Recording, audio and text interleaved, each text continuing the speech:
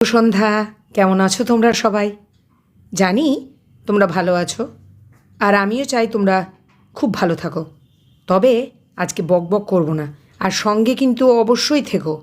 জোর দিয়েই বলছি, কারণ আমি তোমাদের পরিবারের একজন সদস্য বলেই মনে করি। তো আমার পাশে থেকে সাবস্ক্রাইবটা প্লিজ করে দিও, প্লিজ সাবস্ক্রাইবটা করে দিও, আর তোমরা খুব ভালো থেকো। তো বকবক না করে গল্প শুরু করি। তখন গ্রীষ্মকাল, রোদেরও দারুণ তেজ। এই অবস্থায় গোপাল বাজার থেকে বাজার করেই ফিরছিল এক প্রতিবেশীর সঙ্গে। গোপাল মোটা মানুষ, তারপর বাজারও অনেক করেছে।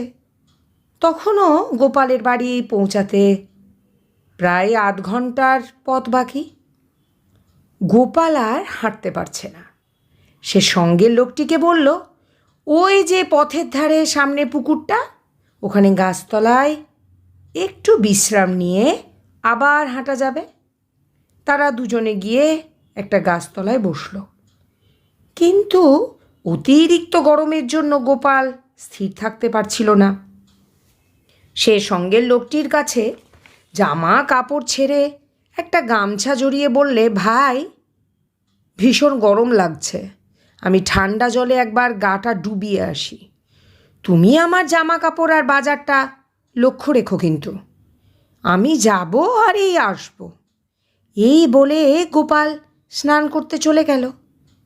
হঠাৎ লোকটার মাথায় একটা খেয়াল চেপে গেল, আজ গোপালকে জব্দ করা যাবে।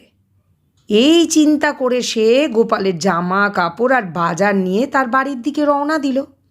এদিকে গোপাল স্নান করে এসে লোকটিকে দেখতে না পেয়ে তার নাম ধরে ডাকতে লাগলো, কিন্তু কোনোই সাড়া পেল না। গোপাল দেখল তার বাজারের থলিটা নিয়ে গেছে, সে সঙ্গে তার জামা কাপড়গুলোও নিয়ে গেছে। গোপাল আর কী করে, বাধ্য হয়ে গামছা পরেই বাড়ির পথে রওনা দিল। গোপালকে গামছা পরা অবস্থায় বাড়ি ফিরতে দেখে গোপালের স্ত্রী তো হেসে কুটি কুটি জিজ্ঞাসা করল, কি গো, বাজার করতে গিয়ে তোমার এরকম হাল হলো কেন? কেউ কি তোমার বাজারে জামা কাপড় কেড়ে নিয়ে তোমায় গামছা পরিয়ে দিয়েছে নাকি? গোপাল কিন্তু কোনো উত্তর করল না, মনের রাগ মনেই চেপে রাখল। তো আজকে এইটুকুই, গোপালকে গামছা পরানো পর্যন্ত।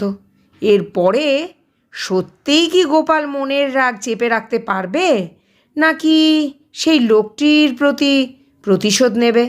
সেটা জানতে হলে অবশ্যই আমার সঙ্গে থাকতে হবে, আর সাবস্ক্রাইবটা কিন্তু প্লিজ করে দিও। তাহলেই জানতে পারবে এর পরবর্তীতে গোপাল কি প্রতিশোধ নিল। তো আজ আর বক বক করবো না, তোমরা সবাই খুব ভালো থেকো এই ঠান্ডার মধ্যে। আগামী দিন আমি আবার গল্প নিয়ে আসবো। নমস্কার।